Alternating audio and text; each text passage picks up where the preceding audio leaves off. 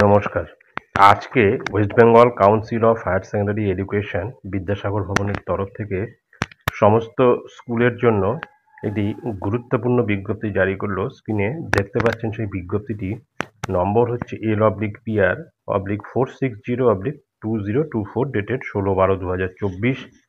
Attention হিসেবে পরিষ্কার উল্লেখ রয়েছে all heads of the institutions affiliated to West Bengal Council of Higher Secondary Education, অর্থাৎ WBCHSE এর আন্ডারে যে সমস্ত স্কুল রয়েছে উচ্চ মাধ্যমিক স্কুলগুলি, বিশেষত সেই স্কুলগুলির জন্য প্রধান শিক্ষকদের এখানে গুরুত্ব দিয়ে এই বিজ্ঞপ্তিটি জারি করা হয়েছে।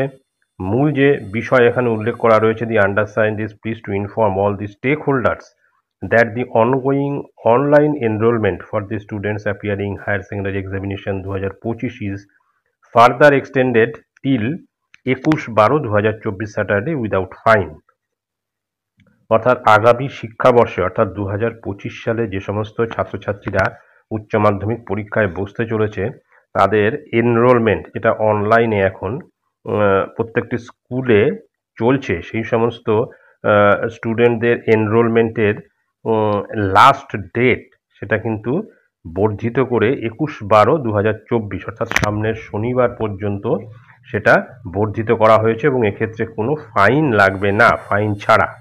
All the concerned head of the institutions are requested to take necessary action accordingly।